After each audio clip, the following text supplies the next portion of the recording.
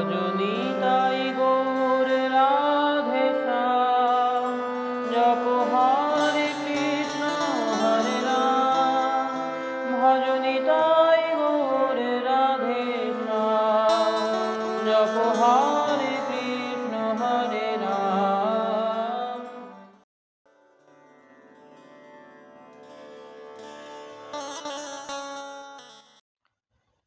ॐ यस्य प्रसादात् भगवत् प्रसादो, यस्य प्रसादान्न गतिकुतोऽपि, ध्येयं स्तुवंस्तस्य यशस्त्रीसन्धं, वन्दे गुरुश्री चरणारविन्द्यं। भजनिताई गौर राधे श्याम, जप हरे कृष्ण हरे राम। जय निताई। প্রেমভক্তির মহারাজ শ্রীল নরোত্তম দাস ঠাকুর মহাশয় বিরচিত শ্রী শ্রী প্রেমভক্তি চন্দ্রিকার 20 নম্বর পয়ার পর্যন্ত আমরা আস্বাদন করেছি গত পর্বে আমরা শেষ করেছি শুনিলে না শুনে কান, জানিলে না জানে প্রাণ, ডরাইতে না পারে নিশ্চয়। নরোত্তম দাস ঠাকুর মহাশয় বলছেন, আমরা ভজনের কথা শুনি, সাধু মুখে শুনি, কিন্তু শুনেও কি কান শোনে না। জানিলে না জানে প্রাণ, কান যদি না শুনে তাহলে মন জানবে না। তাই আমরা সাধু মুখে হরিকথা শুনেও সেটা বিশ্বাস করতে পারি না যে এই দ্বারাই আমার কৃপা হবে। তাই বললেন, শুনিলে না শুনে কান, জানিলে না জানে প্রাণ, ডরাইতে না পারে নিশ্চয়। আমার মনকে প্রভাব দিতে পারে না, ডরাইতে পারে না। সাধুরু গুরু বৈষ্ণবের মুখে শুনছি, হরিভজন যদি না করো যম তোমাকে টেনে নিয়ে যাবে, যমের যাতনা সহ্য করবে, কিন্তু এটা বিশ্বাস করতে পারছি না। আমি কি বলছি, উল্টে মরে তো যাব, তখন কি আর বুঝবো কি করছে, টানছে না কাটছে না ফেলছে। বলছে না, এই দেহটা তো এইখানে আছে, এই দেহের ভিতরে একটি দেহ আছে, লিঙ্গ দেহ, আতিবাহিক দেহ। সেই দেহটা নিয়ে গিয়ে সেইখানে যাবে, সেই দেহেতে আবার সুষ্ঠু সবল দেহ, সুন্দর দেখতে দেহ, সেই দেহটা দেবে, আর তার উপরে যত দলাই মলাই ধোলাই চলবে। ঠিক যেমন হসপিটালে গেলে ঘরের জামাটা ছাড়িয়ে দিয়ে হসপিটালের ড্রেস পরিয়ে দেয়, যমরাজার হসপিটালে গেলে ওখানে ড্রেস তোমাকে পরিয়ে দেবে, দিয়ে এবার তোমার কাটাকুটি ছেঁড়াছেড়ি যা কিছু করার করবে, কোনটা কেটে বাদ দিতে হবে, কোনটা চটকাতে হবে, সব করে দেবে। তো এই জন্য বললেন যে আমার প্রাণে বিশ্বাস করতে পারছি না, শুনছি কিন্তু মনে প্রাণে লাগছে না। কেন লাগছে না তার উত্তরে শ্রীল ঠাকুর মহাশয় বললেন, এর পিছনে কারা আছে? ষড় রিপু, পঞ্চ ইন্দ্রিয়, কাম ক্রোধ লোভ মোহ মদ মাৎসর্য দম্ভ সহ স্থানে স্থানে নিযুক্ত করিব, আনন্দ করি হৃদয়, রিপু করি পরাজয়, অনায়াসে গোবিন্দ ভজিব। শ্রীল ঠাকুর মহাশয় বললেন, মানুষ কেন ভজন করতে পারছে না, তার কারণ হচ্ছে এই কাম ক্রোধ লোভ মোহ মদ মাৎসর্য দম্ভ, এই সমস্ত রিপুগুলো মানুষের মনকে প্রভাবিত করছে, মানুষকে বশ করে রেখেছে, বশীকরণ করে রেখেছে মানুষের হৃদয়টাকে। এইগুলো তো কৃষ্ণ ভজন বিরোধী, কৃষ্ণ ভজন করতে দেয় না কামনা ক্রোধ লোভ মোহ মদ মাৎসর্য। শ্রীকৃষ্ণ ভজন বিরোধী রিপুগণকে বশীভূত করিবার শ্রেষ্ঠতম উপায় শ্রীকৃষ্ণ সম্বন্ধীয় এক একটি বিষয়ে এক একটি রিপুকে নিয়োগ করা। অর্থাৎ শ্রীকৃষ্ণের ভজন করতে যারা দেয় না, সেই সমস্ত রিপুগুলোকে কি করতে বলছেন? বলছেন তাদেরকে কৃষ্ণের এক একটা সেবায় লাগিয়ে দাও, তাহলে আর তারা তোমাকে বিরক্ত করবে না। জ্ঞানী যোগী যারা সাধন করেন তারা কি করেন জানো? তারা এই রিপুগুলোকে বিনাশ করে দেন, সেই বিনাশ করার সিদ্ধিপ্রাপ্ত হওয়ার সাধনা করেন, যাতে রিপুগুলো বিনাশপ্রাপ্ত হয়। মহাদেব কামদেবকে কি করেছিল? ভস্ম করেছিল, দমন করতে পারেনি। মহাদেব কামকে ভস্ম করেছিল, কিন্তু কামদেব যখন বাণ ছুড়ল, কামদেবের পঞ্চবাণ ছিল, মদন মোহন মারণ শোষণ দহন স্তম্ভন, এই 5 বাণ ছিল। যখন ব্রহ্মাকে মারলো, বলে এটা টেস্ট করে দেখি, যেই ব্রহ্মা বর দিল, ব্রহ্মাকে যেই মারলো, ব্রহ্মা তার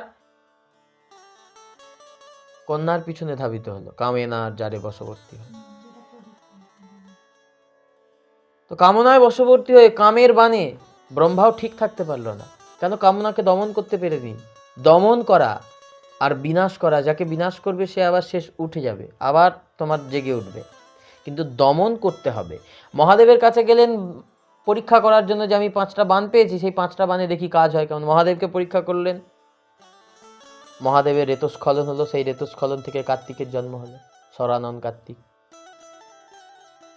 তাহলে মহাদেবও কামদেবকে ভস্ম করে দিল, সেই দেখে মহাদেব কামকে কিন্তু দমন করতে পারেনি। তুই আমাকে বাণ মেরেছিস, অগ্নি দ্বারা ভস্ম করে দিল। সেই কামদেব যখন কৃষ্ণকে তীর মারল, কৃষ্ণের পায়ে এসে সেই তীরটা লাগলো। কামদেব মদন কৃষ্ণের পায়ে এসে, এই জন্য কৃষ্ণের আর এক নাম কিন্তু মদন। কেন মদন? মদন মোহন নামটা কেন হয়েছে? মদনকে যিনি মোহিত করেন, বলছেন মদন তো সবাইকে মোহিত করে। বলছে দেখো, খুব ভালো সাধু ভজন করছে, হঠাৎ করে একটা সুন্দরী মেয়ে যদি তার সামনে চলে আসে, সাধু এখন তার সঙ্গে গল্প করতে লেগে যাবে, তার মালা জপ বন্ধ হয়ে গেছে। কিসের কারণে? সেই কামিনীর বশবর্তী হয়ে। এক সাধু ভজন করছেন, কেউ এসে তার কাছে 1 লক্ষ টাকা দিয়ে গেল। সাধু এবার ভাববে এই 1 লক্ষ টাকা নিয়ে আমি কি কি করব, তার মালা জপ ভজন ওখানে বন্ধ হয়ে গেছে। তাহলে কিসের জন্য? এই কামিনী কাঞ্চন মায়া মোহের বশবর্তী হয়ে তার ভজন নষ্ট হচ্ছে। তাহলে এই কামনা আমাদেরকে আসল জায়গা থেকে সরিয়ে দিচ্ছে না, পৌঁছাতে দিচ্ছে না। কামদেব মদন মোহন কেন হলো? মোহন, যিনি মদনকে মোহিত করেছেন, শ্রীকৃষ্ণ হচ্ছেন মদন মোহন। শ্রীকৃষ্ণের আর এক নামও মদন। কেন মদন? না, তিনি কামদেবের থেকেও বড় কামদেব। তাই শ্রীকৃষ্ণের যে মন্ত্র, তার আগে ওই যে বীজ মন্ত্রটা দেয়, ক দিয়ে লেখা আছে, ওই বীজ মন্ত্রটা হচ্ছে কাম বীজ। ওই কাম বীজ কাম গায়ত্রী সাধন করতে হয়। ওই কাম বীজ 5টা যে অক্ষর আছে, ওই 5টা বাণ আছে ওই কাম বীজের মধ্যে। ওই কাম বীজ যত জপ করবে, যত সাধন করবে, যদি শুদ্ধ জায়গা থেকে বীজ হয়, সুন্দর ফসল ফলবে। তো এই হলো কামদেবের সেই পঞ্চবাণ। সেই কামদেব এসে শরণ নিল রাধা কৃষ্ণের চরণে, বাণ মারতে পারলো না। কামদেবকে বললেন চলে যাও, আমার উপর বাণ কাজ করে না, কারণ আমি ত্রিগুণের অতি, সত্য রজতম আমায় স্পর্শ করে না, আমি তারও উপরে। কামদেব এসে চরণে শরণ নিয়ে চলে গেলেন। আর সেই রাত্রিতেই কি হলো? হেরত রাত ইয়ই ছন ভাতি শ্যাম মোহন মদনে মাতিরে। পদাবলীগুলো শুনি, বুঝতে পারি না কেন বললে মদনে মাতিরে। কামদেবের সৌন্দর্য আর ওই সেই রাত্রির যে সৌন্দর্য, ফুল্ল মল্লিকা মালতী জুথি, এত সুন্দর ফুটেছে, সেই রাস, সেই পূর্ণিমার রজনী এবং সেই আকাশের চাঁদকে দেখে শ্রীকৃষ্ণের মতো আজকের সেই রাত, এই রাত্রির মতো রাত্রি আর হবে না বছরে। এই রাত্রিতেই আমি ব্রজগোপীদের সাথে সেই সর্বোত্তম লীলা, রাস ও ক্রীড়া, সেই পরমাত্মার সাথে জীবাত্মার যে মিলন, সেইটাকে রাস বলছে। রাস সাধারণ নারী পুরুষের মিলন তো নয়, এটা প্রসঙ্গ আমি বলবো, এই নিয়ম সেবা মাসেই রাস তত্ত্ব আলোচনা করব, শুনবে তখন। বলছেন রাসের নাম কি? র আর স, জীবাত্মা আর পরমাত্মা, মাঝখানে কি আছে? রয়ে আকার দন্তস্ব। তো তাহলে আকারটা হচ্ছে, এই আকারটাই হচ্ছে মায়া, যেটা জীবাত্মার সাথে পরমাত্মাকে মিশতে দিচ্ছে না, ভগবানের সাথে ভক্তকে।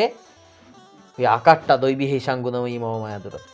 তাহলে এই যে ব্যাপারটা, এইটা হচ্ছে রাস, জীবাত্মার সাথে পরমাত্মার মিলন। জীবাত্মাকে, ভক্তকে রাধারানী গোপীগণ, আর পরমাত্মা গোবিন্দ, সেই জীবাত্মার সাথে পরমাত্মার একাত্ম হয়ে যাওয়াটাকে বলছে রাস।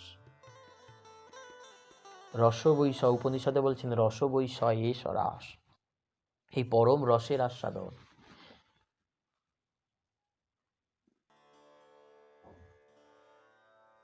তাই এই কামনার বশবর্তী হয়ে মানুষ তার হিতাহিত জ্ঞান শূন্য হয়ে যায়। মানুষ কি করে? এই কামনার দ্বারা তাড়িত হয়ে কি করছি, কি করতে হবে, কি করা উচিত, এই জ্ঞানটা হারিয়ে ফেলে। যে কারণে আজকের দিনে দেখো প্রচুর হানাহানি, প্রচুর মারপিট, প্রচুর দাঙ্গা। কেন? বলছেন আমার চাই। এই চাইটা থেকেই তো এত কিছু। তা না হলে তো ছিল না। যেখানেই চাওয়া পাওয়া, যেখানেই কামনা, সেখানেই কি হিংসা, হানাহানি, রাগ, মারপিট, তাই তো? এইটাই হচ্ছে, বললেন এই মায়াকে জয় করতে হবে।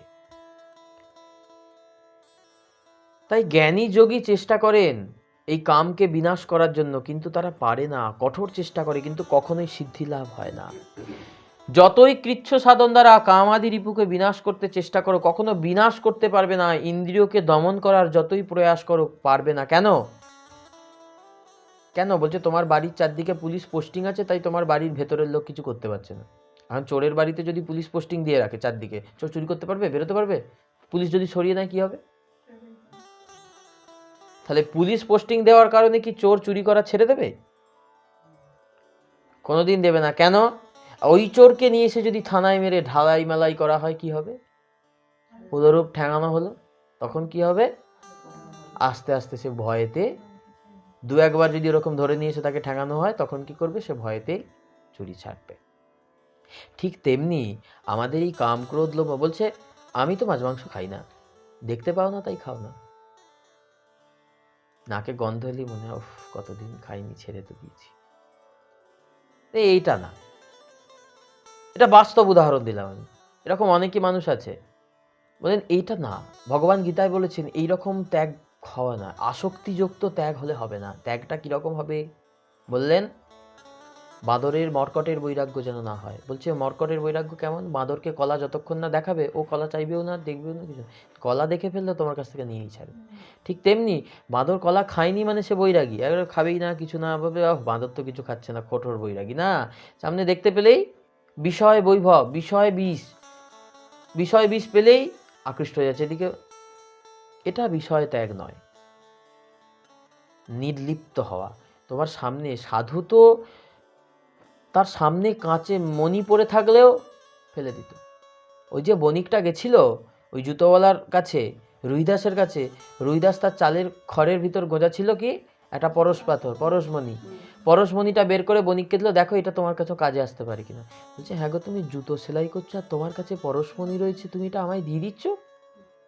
বলছে ওটা আমার লাগবে না, আমি নারায়ণ শিলার সেবা, গুরুদেবের আদেশ, আর এই দুটো জুতো তৈরি করব, একটা জোড়া বিক্রি করবো, আর একটা জোড়া আমি দান করব, এই সেবা নিয়েই ভালো আছি। সে পরশ পাথরকেও দুস্তার্য মনে করছে। তখন সেই বণিক বলছে তোমার কাছে তাহলে এমন কি পাথর আছে, এমন কি মণি আছে যার জন্য তোমার কাছে পরশ পাথরও দুস্তার্য হয়ে গেল? কি আছে জানো? ভগবানের নাম। এই নাম প্রেম মণিকে আশ্রয় করো, সব পরশ মণির পরশে তুমি সোনা হয়ে যাবে। পরশমণি তো লোহাকে সোনা করে, আমার গৌর পরশমণি, নিতাই পরশমণি মানুষকে সোনা করে দেয়। আস্ত আস্ত মানুষ গেলে হিসাব রাখে না। এই নাম প্রেমমণির পরশে। তাই বললেন এইগুলোকে দমন করার চেষ্টা করলে তুমি পারবে না। তাহলে কি হবে? ইন্দ্রিয়ের দ্বারগুলোতে যে সমস্ত অধিষ্ঠাত্রী দেবগণ আছেন, তারা বড় ভোগ প্রিয়, বড় ভোগ চায়। আমাদের এই দেহটা না খুব ভোগ প্রিয়, ভোগ দেহটা চায়, আত্মাটা চায় না। আমাদের দেহে দুটি থাকে, জীবাত্মা, পরমাত্মা। জীবাত্মা কি করছেন? রথে বসে আছেন অর্জুন, পরমাত্মাকে গোবিন্দ সারথি, রথটা চালিয়ে নিয়ে যাচ্ছেন। অর্জুন যেরকম বলবেন রথটা সেই রকম চালিয়ে নিয়ে যাবে। তাই এমনি জীবাত্মা যেমন পরমাত্মাকে বলছে, তাদের পরমাত্মা দেখে দেখে কিছু বলছে না কেন? ভগবান যদি হৃদয়ে থাকবে, আমিরা তো পাপ করলেও ভগবান তো বাধা দেওয়ার কথা দেয় না কেন? বললেন জীবাত্মার কাছে তো পরমাত্মা বাধা, পারবে না তো। এখানে জীবাত্মা শক্তিশালী, দেহটা শক্তিশালী, আত্মা সেখানে অতি ক্ষুদ্র। তাহলে এই আত্মার কাছে ইন্দ্রিয়গুলো এতটাই শক্তিশালী যে আত্মাকেও ছাপিয়ে যাচ্ছে। আমি পারছি না তো দমন করতে, কামনা বাসনা লোভ লালসাকে দমন করতে পারছি না। তাই বলছেন এই ইন্দ্রিয়কে নিগ্রহ করা তাদের মোটেই পছন্দ নয়, মোটেই তাদের পছন্দ নয়। তুমি যে তোমার ইন্দ্রিয়গুলোকে দমন করে রাখছো, তোমার দেহ কখনোই তোমাকে সায় দেবে না। শাস্ত্র বলে দিচ্ছে কখনো তোমাকে সায় দেবে না। তুমি কৃষ্ণ ভজন করো, তোমার এই দেহটা কখনো চায় না, কখনো চায় না, তাদের পছন্দ নয়। এই দেহের মধ্যে যারা আছে তারা চায় না। কেন? আমার দেহটা কি খুব পবিত্র? জগতের যত থেকে অপবিত্র জিনিস আছে তাই দেহটা। কেন বলো তো? কেন দেহটা অপবিত্র? ভালো ভালো মিষ্টি খাচ্ছ, বেরোচ্ছে কিরকম হয়ে? তো মিষ্টিটা খেলে তো, মিষ্টিটা, তোমার দেহটা যদি ভালো হবে তাহলে রসগোল্লা খেলে লট চমচম হয়ে বেরোনোর কথা,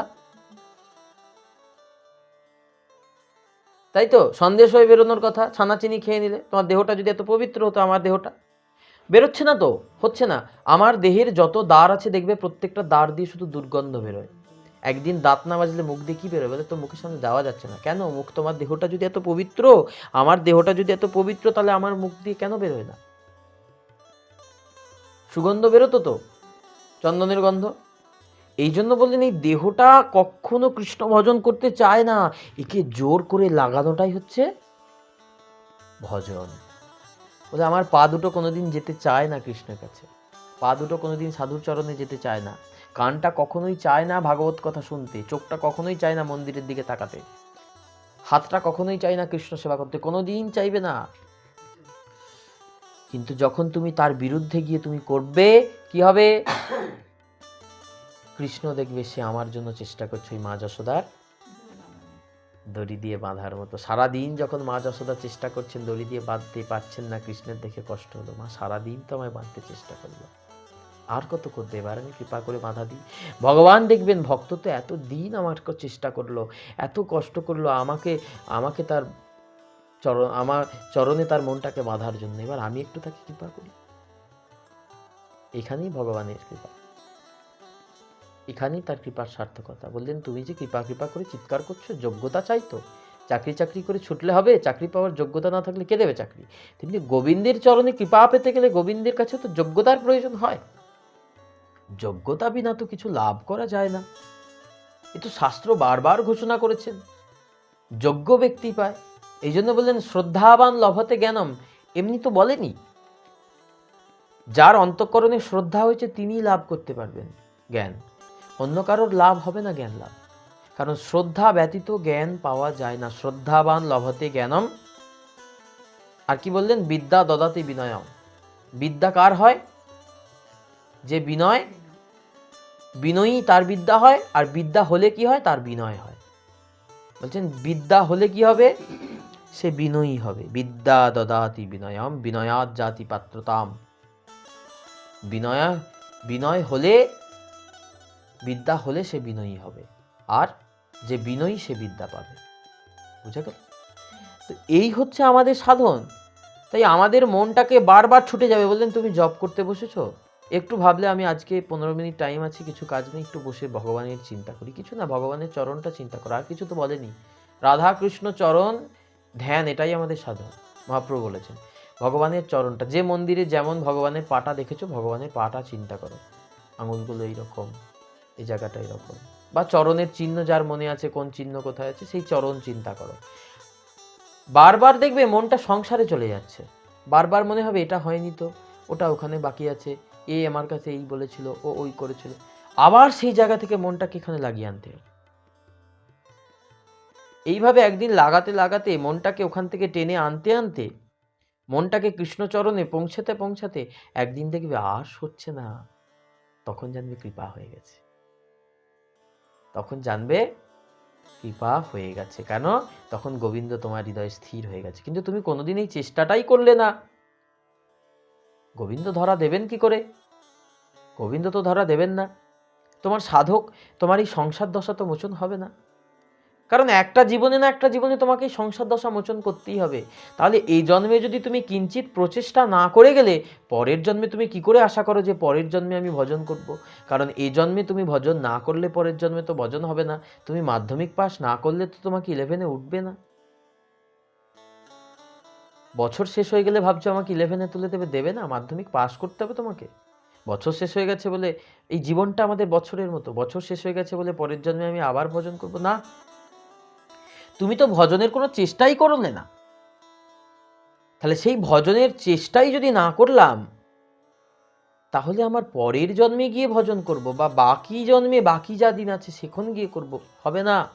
সারা বছর না পড়লে কখনোই পরীক্ষা পাস করা যায় না। তাই বললেন এই প্রবল বিষয়ী, এই প্রবল বিষয় বার্তা কি হয়? মানুষকে কৃষ্ণচরণ থেকে বৈমুখ করে রাখে। আর এই সাধুগণ যখন চেষ্টা করেন এই বিষয়কে ভুলতে, বিষয়কে দমন করে রাখেন, তখন কি করে, সেই ইন্দ্রিয়ের যারা দেবতা থাকে তারা প্রবল হয়ে তার উপর প্রভাব বিস্তার করে। তারা প্রবল হয়ে প্রভাব বিস্তার করে। যারাই ভজন পথে আসবে তাদের উপর প্রথমে কি হবে, ইন্দ্রিয়রা প্রবলভাবে লোভ, লালসা, কাম, ক্রোধ এসব আসবে প্রচুর। এইগুলোকে যখনই তুমি জয় করে এদেরকে হরি সেবায় লাগাতে পারবে, তখন জানবে তোমার কাম বান গয়া, কাজ হয়ে গেছে।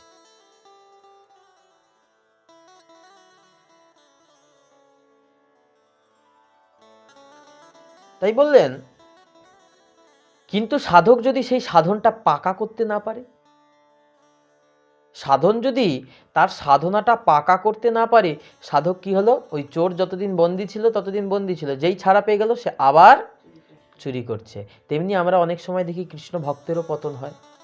ও ভক্ত ছিল গো, কত বছর ছিল, ভয়েস ভালো ছিল, আবার কি করতে করতে হয়ে গেছে, এরকম হয়তো। বললেন তাহলে তার ভক্তিটা পাকা ছিল না, তাকে দেখে কখনো কৃষ্ণ ভক্ত বলা যাবে না। কেন বলা যাবে না? কারণ যার ভক্তি পাকা হয়ে যাবে তার তো ক্ষয় হওয়ার, নষ্ট হওয়ার ভয় থাকবে না, থাকবে না নষ্ট হওয়ার ভয়। এই জন্য বললেন ভক্তিটা পাকা না হলে হবে না। তাই পুনরায় সংসার দশা ভোগ করতে হয় সেই সাধককে, পুনরায় তাকে আবার যেমন ছিল তেমন হয়ে যেতে হয়। কিছুদিন হয়তো তার পরিবর্তন হয়েছিল যখন তার ভজনটা পাকা হয়নি বলে। তাই বললেন এই হরির মায়া অতি প্রবল, জীবকে সর্বদা কৃষ্ণচরণ থেকে বিমুখ করে রেখেছেন। দৈবী হেষাং গুণময়ী মম মায়া দূরত্বয়া মামেব প্রবদ্ধন্তি মায়ামেতম তরন্তি। ভগবান অর্জুনকে বলেন, হে অর্জুন, এই জীবকে যে মোহিনী মায়া আমার আকৃষ্ট করে রেখেছে, এই মায়া অতি দূরতিক্রমণ্য, এই মায়াকে অতিক্রম করা যায় না। দূরত্বয়া, একে অতিক্রম করা যায় না, এই মায়াকে জয় করা যায় না। কিন্তু কারা করতে পারে? বললেন যে যথামাং প্রপদ্যন্তে, মামেবা যে প্রপদ্যন্তে, অর্থাৎ যিনি আমার চরণে একমাত্র শরণাগত হয়েছেন, তিনি একমাত্র এই মায়াকে জয় করতে পারবেন। তার কাছে তখন আর এই মায়ার সংসারের কিছু তুচ্ছ হয়ে যাবে, তখন আর কিছু মনে হবে না। তাই বলেন এই মায়ার সাগর উত্তীর্ণ হতে যদি তোমার ইচ্ছা থাকে, তাহলে কি করবে? কৃষ্ণ চরণ রূপী তরীকে আশ্রয় করো, তবে এই মায়া সাগর উত্তীর্ণ হবে। তাই যারা ভগবানের চরণে শরণাগত তারা কিন্তু অতি সুচতুর, অতি চালাক। তারা জানেন ভগবানের কাছে যা কিছুই চাইব, ভগবান তার বিনিময়ে ওই একটা জিনিসই দেবে, বিষয় সুখ। ভগবানের কাছে যদি আমি কিছু চাই, ভগবান আমায় কি দেবে? বিষয় সুখ। প্রভু আমায় এটা দাও, ভগবান বিষয় দেবে, দিয়ে দেবে, ডবল দিয়ে দেবে। কিন্তু আমি যদি কিছু না চাই, ভগবান আমায় কি করবেন? স্বভক্তি শ্রীরাম, তার প্রেম দানে, প্রেম আমি তার সচরণামৃত দিয়া তার বিষয় ভুঞ্জাইব। সচরণামৃত, নিজের চরণে স্থান দিয়ে। পুতনা গেলেন বিষ পান করাতে। পুতনাকে কি করলো ভগবান? নিজের চরণে স্থান দিয়ে দিল। তো বলে তো আমার কাছে এসেছে, এটুকুই যথেষ্ট। কি করতে এসেছে দেখার দরকার নেই।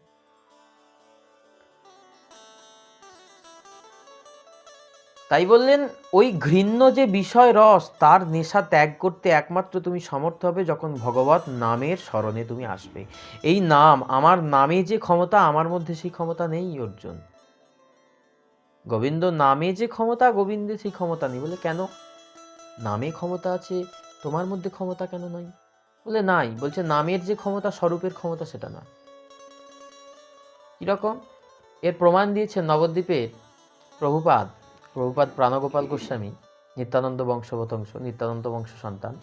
প্রভুপাদ প্রাণগোপাল গোস্বামী বাংলাদেশে এক জায়গায় যাচ্ছেন পাঠ করবেন, জমিদার বাড়িতে।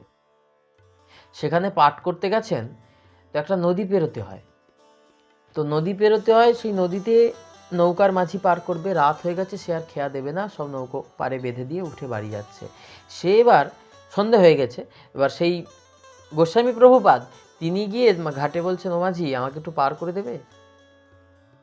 বলছে না না, আজ আর পার হবে না, ওখানে হবে না, পার হবে না, আজকে আর পার করা যাবে না, বাড়ি চলে যান, আজ কাল সকালে আসবেন।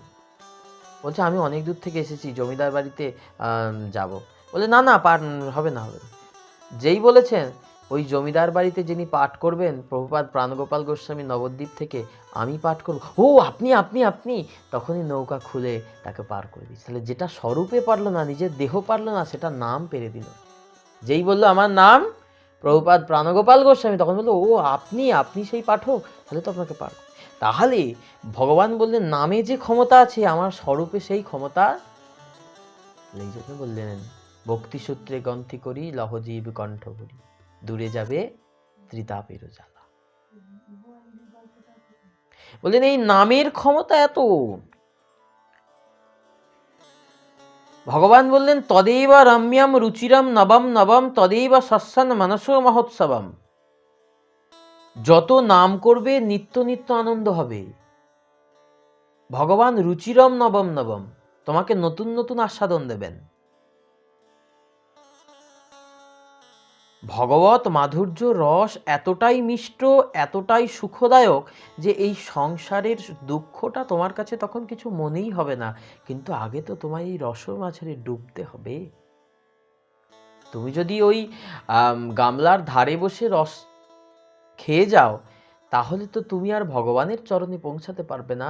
যদি ওই রসের হাঁড়ির মাঝে গিয়ে তুমি ডুবে যাও, রসের সাথে, মিষ্টির রসের সাথে রস হয়ে যাও, দেখবে ওই মিষ্টির সাথে রসের সাথে তুমিও চলে গেছো, রসগোল্লার সাথে মাছি, আর তুমি সেই মাছি ভক্তের সেই ভোগ লাগিয়েছে সেই মধ্যেও চলে গেছো, ভগবানের ভোগে চলে গেলে, ভগবানের ভোগ লেগে গেলে, তুমি ভগবত সেবায় চলে গেলে। কিন্তু যারা ধারে বসে একটু একটু করে রস খেয়ে চলে গেল, তারা তো ভগবত চরণে পৌঁছাতে পারলো না। তোমরা তো পারলো না তারা। তাই বললেন এতে ডুবতে হবে। বললে না বাবা, ওরা বড্ড বেশি বেশি ভক্তি, ওরম ভক্তি কেন, ভগবানকে এমনি ডাকলে হবে না? বললে না, এটা ডুবতে হবে, না ডুবলে তো সনাতন, বললেন ডুবির উপ সনাতন তোলে নানা রত্নধন। কেন বললো? ডুবে গেছিল বলেই তো রত্নটা পেয়েছে। সমুদ্রের ওপরে কি নুড়ি পাথর, সমুদ্রের ওপরে কি থাকে গো? বালি, নুড়ি, পাথর এসব থাকে। আর রত্ন প্রবাল কোথায় থাকে? সমুদ্রের তলে। যে গভীরে ঢুকতে পারবে সে রত্ন পাবে, মুক্ত পাবে। তাই বললেন তোমাকে ডুবে যেতে হবে, ভেসে যেতে হবে এর স্রোতে, না হলে তো তুমি পাবে না। তাল বেতালের মাঝে থাকলে তো তুমি পাবে না। তাই বললেন এই মন ইন্দ্রিয় আমার যেমনই হোক, ডুবে যাও তুমি। তুমি যেমনই থাকো, যে জায়গায় থাকো, কাদা মেখে থাকো, ধুলো মেখে থাকো, কষ্টে থাকো, দুঃখে থাকো, পাপে থাকো, পুণ্যে থাকো, ডুবে যাও হরিনামে। এই ভগবত মাধুর্য রসসিন্ধু, এই হরিনাম রসসিন্ধুতে ডুবে চিরতরে তুমি ধন্য হয়ে যাবে, এ আমার প্রতিজ্ঞা। তাই এই ভগবানের চরণে কামকে লাগাও। কেন বললেন কামকে লাগাবো? বললেন কিভাবে লাগাবো? এই কামনাটা হবে হরি ভজনের। বললেন আমার মনে কামনা আছে কি? ভালো বাড়ি করতে হবে, ভালো গাড়ি কিনতে হবে, সোনা দানা কিনতে হবে, ভালো মেয়ে বিয়ে করতে হবে, তাই তো নানান কামনা বাসনা আছে, তাই তো। তাহলে কিন্তু কামনা বাসনা আমার নেই, আজকে আমার হরি ভজন হলো, আমার দিনটা বৃথা চলে যাচ্ছে, আমি ভগবানের নাম নিতে পারছি না। ওই লোকটা দোতলা বাড়ি করে ফেললো, আমার কবে হবে? তুমি হাউতাস করছো, কিন্তু ও হরিভজন করে কতটা উচ্চ হয়ে গেল, আমি পারলাম না। এটাতে তো আমার আশা জন্মালো না, আমার তো এইটাতে আমার মন জন্মালো না। আমার মন তো সর্বদা বিষয়ের প্রতি আসক্ত। ওর ছেলে চাকরি পেয়ে গেল, আমার ছেলে তো চাকরি পেল না, ভগবান কবে মুখ তুলে চাইবে? কই আমি তো একবারও বলতে পারলাম না প্রভু আমার দিকে একটু মুখ তুলে চাও। ওরা কত ভজন করছে, আমি তো একটু ভজন করতে পারছি না। কোথায় আমার সেই চাওয়া পাওয়ার জায়গাটা কোথায়? ভগবান বললেন যে যথামাং প্রপদ্যন্তে, যে আমাকে যেমন চায় আমি তেমন দিই, তুমি যেমন চাইবে তো তেমন পাবে। এই কামনাটাকে তো আমি জয় করতে পারছি না, বাদ দিতে পারছি না, এসেই যাচ্ছে। এই কামনাটাকে নিয়ে গিয়ে কৃষ্ণ সেবায় না, কামনা করো প্রভু, আমি কবে তোমার চরণে যেতে পারবো, কবে তোমার চরণের সেবা করতে পারবো, কবে নিতাই গৌরের দাস হয়ে নিজেকে অভিমান করে বলতে পারবো আমি নিতাই দাস। চৈতন্য চরিতামৃতে বললেন, কৃষ্ণ দাস অভিমানে যে আনন্দ সিন্ধু, কোটি ব্রহ্মানন্দ তাহে নহে এক বিন্দু। আমি নিতাইয়ের দাস, আমি কৃষ্ণের দাস, এইটাতে যে আনন্দ, এই অভিমান, এই অহংকারে যেটা আনন্দ, যদি অহংকার করতে হয় আমার এত আছে, আমি অমুকের বেটা, আমি অমুকের ছেলে, আমি অমুকের জামাই, এই অহংকারে কিছু হবে না। যদি অহংকার করতে হয়, একটা অহংকার করো, আমি কৃষ্ণের দাস, আমি নিতাইয়ের দাস।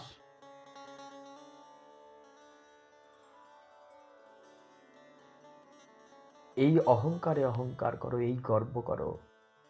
তাই বলেন কামনাটা হবে, আমার তো হরি ভজন হলো না, কবে হবে প্রভু, কবে করব? ক্রোধটা লাগাও, কোথায় লাগাবে? ক্রোধটা লাগাও কৃষ্ণ ভক্ত দেশি জনে। যে সমস্ত মানুষ কৃষ্ণ ভজনের বৈমুখ, কৃষ্ণ ভক্তের প্রতি যাদের আচরণ খারাপ, ক্রোধটা তাদের জন্য রাখো। অভক্তদের প্রতি ক্রোধ, বললেন কৃষ্ণ ভক্ত, ক্রোধ ও ভক্ত দেশি জনে, যারা কৃষ্ণ ভক্তের নিন্দা করে, ক্রোধ তাদের প্রতি করো। সংসারী মানুষের প্রতি ক্রোধ করে কিছু হবে না। যারা সাধু নিন্দা করে, ভক্ত নিন্দা করে, ভগবত নিন্দা করে, স্বভগবত বিমুখ জন, যারা ঘোর বিমুখ জন, তাদের জন্য ক্রোধ। তোমার ক্রোধটা অন্য কিছুতে লাগিও না। তাই এই ভজন পথে যদি তুমি প্রবেশ করতে চাও, তাহলে এই একটাই উপায়, হরি নাম, হরি নাম, হরি নাম। এই কাম, ক্রোধ, লোভ, মোহ এইগুলোকে স্থানে স্থানে নিযুক্ত করো, এদের নির্দিষ্ট জায়গায় জায়গায় নিযুক্ত করো। তখন কি হবে? বললেন, অরের মিত্রং বিষং পথা মধ্যর্ম ধর্মতাং ব্রজেত, সুপ্রসন্ন ঋষিকেশে বিপরীতে বিপর্যয়। বললেন আমার কোনো শত্রু নাই, কেউ আমার শত্রু নয়, সবাই আমার বন্ধু। কিন্তু তোমার ঘরেই যে তোমার শত্রু বসে আছে, তুমি তো টের পাও। তোমার পরম শত্রু কে? এই কাম, এই ক্রোধ, এই লোভ, এই মোহ, এই মদ, এই মাৎসর্য, এইগুলো তোমার পরম শত্রু। তোমার এই কোথায় বসে আছে? এই দেহের ভিতরে বসে আছে। দেহটাকে সারা দিন জ্বালিয়ে পুড়িয়ে আস্তে আস্তে শেষ করে দিচ্ছে তোমাকে। তুমি ভাবছো আমি সুখে আছি? নেই, নেই তুমি সুখে। এই কাম, ক্রোধ তোমাকে জ্বালিয়ে পুড়িয়ে শেষ করে দিচ্ছে।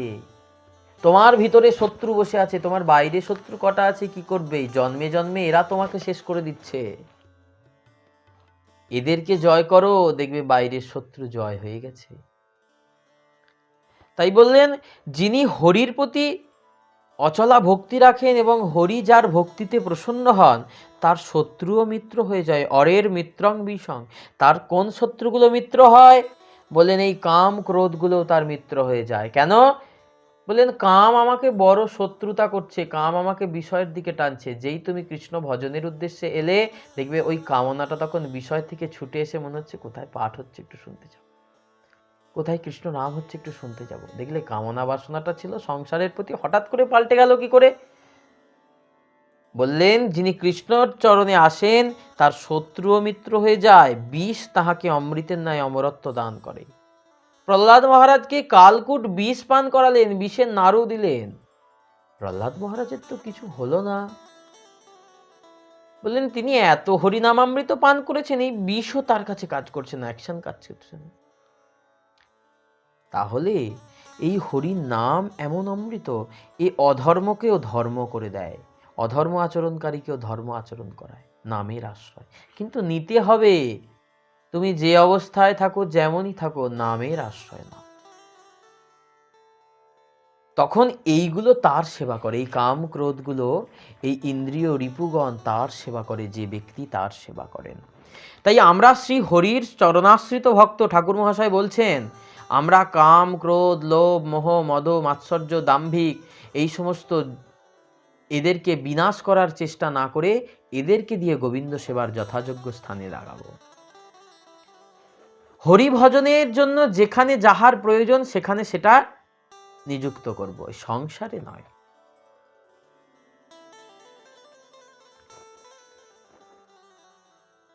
এ প্রসঙ্গে তিনি বলছেন যে কিরম করে লাগাচ্ছেন, কিরম করে এই ইন্দ্রিয়গুলোকে আমাদের হরিভজনে নিয়োজিত করছেন। বললেন পুরাকালে কোনো এক মহৎ শক্তিশালী দুষ্ট রাজা তার পাশের একজন ভালো রাজা, প্রজাবাৎসল, সবার মঙ্গল কামনা করেন, সেই সমস্ত ভালো গুণসম্পন্ন রাজার ভালো গুণের কথা শ্রবণ করে তিনি মনে করলেন এ ভালো, একে ভালো থাকতে দেওয়া যাবে না, সব সুনাম এ অর্জন করে নিচ্ছে, আমার তো কোনো সুনাম হচ্ছে। যে দুষ্ট রাজা, যে খারাপ রাজা, সে ভালো রাজার এত সুনাম দেখে সহ্য করতে পারছে না। তখন সে কি করছে, বলছে এই ভালো রাজাকে আমায় শেষ করতে হবে, কারণ এ আছে বলেই আমার বদনাম হচ্ছে, এ যদি না থাকে তাহলে আমিই রাজা। তাই সেই প্রজাবিন্দ্র দুষ্ট রাজার প্রতি অধিকতর ক্ষুব্ধ হয়, সে প্রজাদের উপর কি করে, অত্যাচার করে,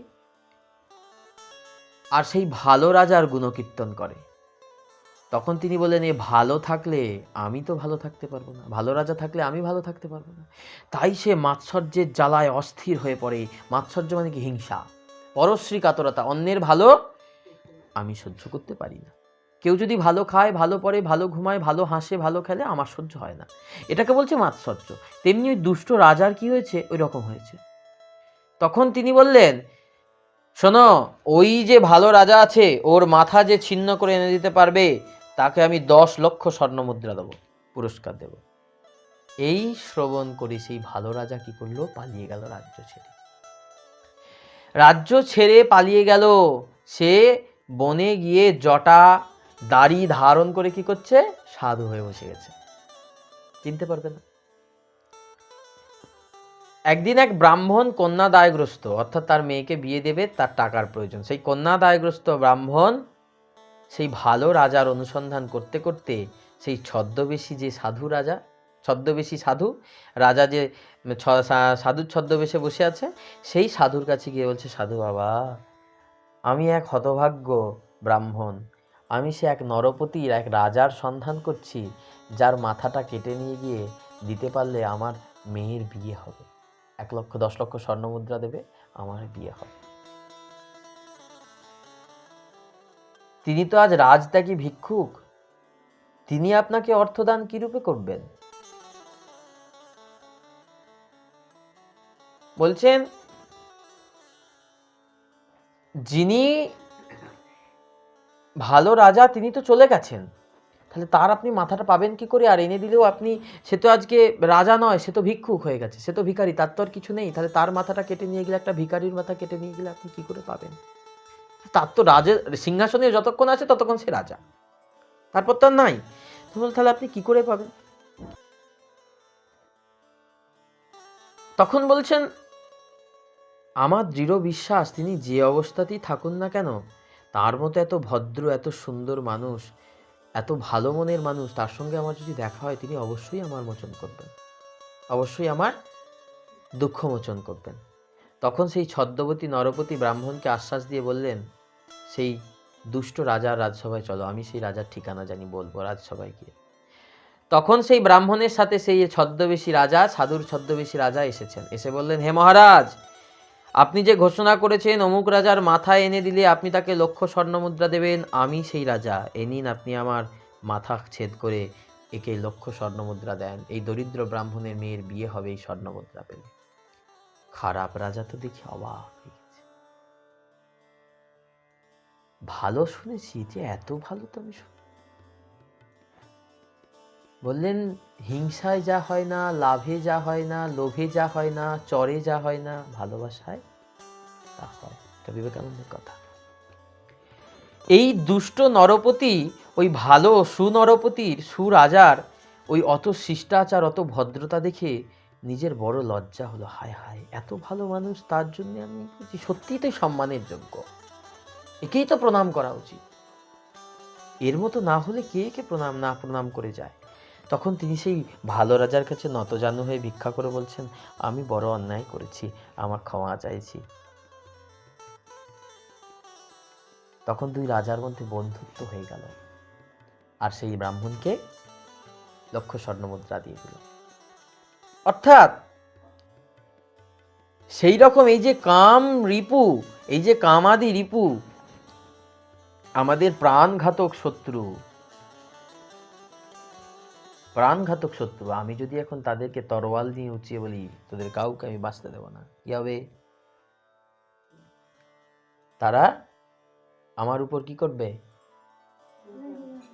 আরো রেগে উঠবে। তাহলে কি করতে হবে? তাদেরকে হাতে মাথায় হাত বুলিয়ে আমি কি করলাম? কৃষ্ণ ভজনে নিয়ে এলাম। কৃষ্ণ ভজনে যেই নিয়ে এলাম কোনটা? ওটা হচ্ছে ওই ভদ্রতা। আমার মাথা আপনি কেটে নেন, আমি এসেছি। এই যে ভদ্রতা যখন দেখালো এই ইন্দ্রিয়গণকে, ইন্দ্রিয়গণ যখন বুঝতে পারলো আমরা একে কি করছিলাম, এই আমাদেরকে কিসের আস্বাদন দিচ্ছে, তখন সেই সাধকের প্রতি তারাও শত্রুতা ত্যাগ করে সাধকের কাছে মহাবন্ধু হয়ে যায়। তখন তার অনেক কামনা থাকে। কি কামনা থাকে? আহা, আজকে কৃষ্ণচরণে একটা ভালো মা লাগাবো, এটা কামনা থাকে। আর তখন কামনা থাকে না আজকে ভালো রান্না করে আমার গোষ্ঠীর যত আছে সকলকে খাওয়া, হয় না? তাই ঠাকুর মহাশয় বললেন এই কামাদি রিপুকে শ্রীকৃষ্ণ ভজনের যথাযথ স্থানে নিয়োজিত করো, এবং করলে কি হবে? আনন্দ করি হৃদয়, রিপু করি পরাজয়, অনায়াসে গোবিন্দ বুঝিব। আনন্দ করি হৃদয়, তখন মনে আনন্দ হবে, আরে আর তো আমার কোনো কষ্ট নেই, আর তো আমার দুঃখ নেই, এখন তো শুধু গোবিন্দ আর আমি, আমি আর আমার ভগবান। অনায়াসে গোবিন্দ ভজিব। তখন আর বিষয়ী ব্যক্তির যেমন বিষয় কার্য অনায়াসে স্বাভাবিকভাবেই সম্পন্ন হয়, তখন কৃষ্ণ ভজনটাও আপনা আপনি হয়ে যাবে। কিন্তু কিছু তো তোমাকে কষ্ট করতে হবে। বললেন গাড়িটা চলবে যদি তুমি পেছন থেকে ঠেলো, তবেই না চলবে। স্টার্ট দিচ্ছে ড্রাইভার বসে আছে, তুমি যদি না ঠেলো গাড়িটা স্টার্ট নেবে না। তাহলে ওইটুকু কষ্ট তোমায় করতেই হবে। স্টার্ট একবার ধরে গেলে গাড়ি কত কিলোমিটার তুমি যাবে? গাড়ি এই আমাদেরও তো এই দেহ যন্ত্রটা একটুখানি তোমাকে ভজনের কষ্ট দিয়ে ভজন সাধন করে একটু গতি করে দিতে হবে। যখনই গতিপ্রাপ্ত হয়ে যাবে তোমায় কিছু করতে হবে না, তখন এই দেহটা আপনা আপনি চলে যাবে। তখন আপনা আপনি এই দেহটা এগিয়ে যাবে। তখন আর কেউ টেনে ধরলেও শুনবে না, টেনে ধরলেও শুনবে না। তখন যদি কেউ বারণও করে আরে কি কৃষ্ণ নাম করছিস, এইসব করতে হবে না, শুনবে না। আর যদি শুনে যদি তার পরিবর্তন হয়ে যায়, সে যদি কৃষ্ণ নাম ছেড়েও দেয়, সে যদি ভজনপথ থেকে সরেও যায়, তাহলে জানবে তার গাড়ি ভালো স্টার্ট নিয়ে ভালো হয়নি, আবার তার গাড়ির মধ্যে গলতি ছিল, তাই বারবার স্টার্ট দিয়েও হচ্ছে না। তাই প্রেমানন্দ ঠাকুর একটি কথা বললেন, ওরে মন তুই কি লাগি আইলি ভবে, এ জনমে হরিনা ভজিলি কেমন মানুষ। মন কেন এলি ভবে? কি জন্য এলি? ভিড় বাড়াতে, লম্ফঝম্প করে? এ জনমে রাধাকৃষ্ণ না ভজিলি কেমন মানুষ তবে। মানুষ আকার হইলে কি হয়, করহ ভূতের কাম। মানুষ আকার হলেই কি মানুষ হয়? কি কাম করছো, কি কাজ করছো? ভূতের কাজ, ভূতের কাজ, ভূতের ভোজন, ভূতের শ্রাদ্ধ, এইসব হচ্ছে। করহ ভূতেরও কাম, নহিলে বদনে কেন না বলহ শ্রীকৃষ্ণ গোবিন্দ নাম। তুমি ভূত, তাই তো ভূতে রাম নাম করে? বলে যে রাম নাম করে না সে কে? ভূত। ভূত বলে জানবে, প্রেমানন্দ ঠাকুর বলেছেন। নহিলে বদনে কেন না বলহ শ্রীকৃষ্ণ গোবিন্দ নাম। দেখো পাখিরে যে নাম লওয়াইলে লয়, সারি সুখ আদি কত। সুখ সারি পাখি তারা গোবিন্দ নাম রাধা নাম করে উদ্ধার হয়ে গেল। তুমি যে ইহাতে আলস্য করহ, এ হয় কেমন মতো আজ না কাল করব, এখন না পরে করব, কিছুদিন যাক নেবো, কিছুদিন যাক দীক্ষা নেবো, কিছুদিন যাক কি করবো, কিছুদিন যাক। আলস্য কেন করো? ভজনে অলসতা করো না। যত ভজনে অলসতা করবে তত সংসারের গভীরে তলিয়ে যাবে, আর তলিয়ে গেলে তো বাঁচার আশা থাকবে না। তুমি যে ইহাতে আলস্য করহ, এ হয় কেমত মতো। দিবস রজনী আবোল তাবোল পচাল পারিতে পারো, তাহার ভিতরে কখন কেন কি গোবিন্দ বলিতে নারো। সারাদিন আন কথা আন ব্যথা কত বলি, তার ভিতরে কি তুমি একটু গোবিন্দ নাম বলতে পারো না? সময় নেই তোমার।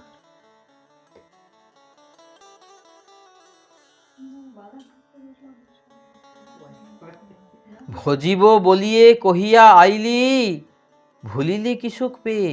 ভগবানকে বললি প্রভু আমি ভজন করব তোমার, আমাকে মর্তে পাঠাও, কৃষ্ণ ভক্ত ঘরে জন্ম দাও। কি সুখ পেয়ে ভুলে গেলি এখানে? এই ঠুনকো কামনা বাসনার বিষয় সুখ, ক্ষণিকের আনন্দ, একদিনের রাজা। তুমি চলে গেলে তোমার রাজার সেই রাজত্ব আর কেউ মনে রাখবে না, অন্যজন রাজা। তোমারই জায়গায় রাজত্ব করবে অন্যজন। তুমি যা সাজিয়েছ সেই সাজানো পাল্টে সব অন্যরকম করে নেবে, আর পরে যে রাজা আসবে। কিসের রাজা, কিসের রাজত্ব? আজ যা আমার আছে পরশুতা, কালটা অন্য কারোর ছিল, পরশুতা অন্য কারোর হবে। ডুবিলি আবার সংসার কূপেতে, মরিবি নরকে গিয়ে। আবার সংসার কূপেতে ডুবে গেলি, নরকে গিয়ে মরবি বলে। রে মন, বদন ভরিয়া হরি বল যদি, ক্ষতি না হইবে তাই। বদন ভরে হরি বল, হরি নামের আশ্রয় নে রে মন, এতে তোর ক্ষতি হবে না, ক্ষতি না হইবে তাই। কহে প্রেমানন্দ তবে যে নিতান্ত, এরাবে কৃতান্ত দায়। প্রেমানন্দ ঠাকুর বললেন এইটাই একমাত্র উপায় নিতান্ত, তুই কৃতজ্ঞ হয়ে থাকবি সারা জীবন ভগবানের কাছে। এই নাম কর, এই নামেতেই তোর সর্ব দুঃখ নাশ হবে। কিন্তু আমি যদি বিশ্বাস করতে পারলাম না, হবে না তো। বললেন তুমি গোবিন্দের চরণে কটা তুলসী দিলে, 8টা দিলে কি 88টা দিলে, সেটা গোবিন্দ প্রীত হন কি না হন সন্দেহ আছে, কিন্তু তুমি গোবিন্দ নাম যদি না নাও, গোবিন্দ সন্তুষ্ট হয় না। কেন বললেন? নামের মধ্যে আমার পূর্ণ শক্তি দেওয়া আছে, নামে আমার পূর্ণ শক্তি নিয়োজিত করা আছে। আমার থেকেও বেশি শক্তি ধরে কে? ভজনের মধ্যে শ্রেষ্ঠ নববিদ্যা ভক্তি, কৃষ্ণ নাম, কৃষ্ণের প্রীতি ধরে মহাশক্তি। কৃষ্ণ নাম ধরে মহাশক্তি। তার মধ্যে সর্বশ্রেষ্ঠ নাম সংকীর্তন, নিরাপরাধ হইতে হয় লয় প্রেমধন। নিরাপরাধ হয়ে যদি তুমি নাম করো, তাহলে কি হবে? প্রেম ধন প্রাপ্ত হবে। কিন্তু আমি তো অপরাধ করি, নানান অপরাধ করি, কি হবে? বলে নাম করো না, দেখবে একদিন নাম তোমাকে এই অপরাধ থেকে মুক্ত করে দেবে, নামই তোমাকে অপরাধ করা ছাড়িয়ে দেবে। বাচ্চা ছেলে প্রথমে চুরি করে, যখন সে আস্তে আস্তে শিক্ষাপ্রাপ্ত হয়, বড় হয়, তখন কি আর সে চুরি করে? কেন করে? কেন করে না? কারণ সে পড়েছে চুরি করা মহাপাপ। তাহলে সেটা বিশ্বাস করেছে যে চুরি করা মহাপাপ, তাই সে করে না। আর তাই সে ভালো সাধু। যে বিশ্বাস করতে পারেনি সে কি? সে চুরি করে, সে চোর আখ্যা পেয়েছে। ঠিক তেমনি এই ভজন করব, নাম করব, এই নামেতে কৃপা হবে, এইটা যদি তুমি বিশ্বাস করতে পারো, তাহলেই তুমি নামীর সাথে মিলন হবে তোমার, নামীর কাছে তুমি যেতে পারবে, নামের যে অধিষ্ঠাত্র। কিন্তু বিশ্বাস না হলে হবে না, হবে না, হবে না। তাই এই কাম ক্রোধ লোভ মোহ যেগুলো আমাদের করতে দেয় না, নামের গুণে সেগুলো বশ হয়ে যাবে। শুনিয়া গোবিন্দ রব, আপনি পালাবে সব। যখনই তোমার ভজন বেশি হবে, তাড়াতাড়ি যাবে। যার রোগ গভীর, তার কত ওষুধ খেতে হয় না? বললেন কন্ডিশন সিরিয়াস, আইসিইউতে ভর্তি করতে হবে, তারপর বড় বড় ইঞ্জেকশন দিতে হবে, ব্লাড লাগবে। ওই জ্বর রুগীকে দেয়, যার জ্বর হয়েছে তাকে আইসিইউতে রাখে না, তাকে হচ্ছে যে বড় বড় ওষুধ দেয় না, এর করে। ঠিক তেমনি আমার যে জন্মে জন্মে ব্যাধি হয়ে আছে, আমাকে ঠিক সেই রকম নাম করতে হবে, আমাকেও সেই রকম হতে হবে, কঠোর সাধন ভজনে রত হতে হবে। তাহলেই আস্তে আস্তে দেখবে তুমি সুখে আছো, তোমার সাথে যারা আছে তারাও ভালো আছেন, আনন্দে আছো, আনন্দ ভরি হৃদয়, রিপু করি পরাজয়, অনায়াসে গোবিন্দ ভজিব। এই একদম অনায়াসে গোবিন্দ ভজিব। তখন বাধাগুলোও চলে যাবে গো। কেননা ভগবান দেখবে তো যে আমার জন্য ভক্ত চেষ্টা করছে তো আমার কাছে আসার জন্য। তখন তোমার যেগুলো বাধা বলে মনে হচ্ছে, যে এই যে এইটা করব, এটা আমার বাধা, তখন দেখবে ভগবানই সেই বাধাটা তোমার থেকে হটিয়ে দিয়েছে। দেখ তোর বাধাটাই আমি চলে দিলাম। নারদকে কি করেছিল? নারদ বললে প্রভু আমি তোমার কাছে যাব, আমার মা তো আছে, আমার মা থাকলে তো আমি তোমার কাছে যেতে পারছি না, উৎকণ্ঠা বেড়ে যাচ্ছে। ভগবান বললেন নে তোর মাকে আমি আমার কাছে নিয়ে নিচ্ছি। রাত্রেবেলা মা গেল গাই দুইতে, সাপে কামড়ালো, মা চলে গেল, নারদ আনন্দে বনে ছুটে গেল, আর আমারও তো কোনো বন্ধন নাই। আমার তো সব বন্ধন ছুটে গেল, এবার আমি অনায়াসে গোবিন্দ ভজন করব। তাই বলেন তখন অনায়াসে গোবিন্দ। তাই এই মায়াকে জয় করার উপায় নামের আশ্রয়, নামের জপ, নামের কীর্তন করো। তাহলেই দেখবে একদিন তোমার উপর কৃপা হবেই হবেই হবেই হবেই হবে। ঠাকুর মহাশয় তার এই ত্রিপদীতে এই ভাষণ আমাদের দিলেন, নাম করো নাম করো নাম করো। তাই আজকে আমাদের পর্ব এখানেই সমাপ্ত। ব্রহ্মভক্তি চন্দ্রিকার বিশ্রাম দিয়ে আগামী পর্বে আমরা পরের নম্বর পয়েন্ট থেকে আস্বাদন করব। জয় নিতাই, জয় গৌর, নিতাই গৌর রাধে শ্যাম, জয় হরে কৃষ্ণ।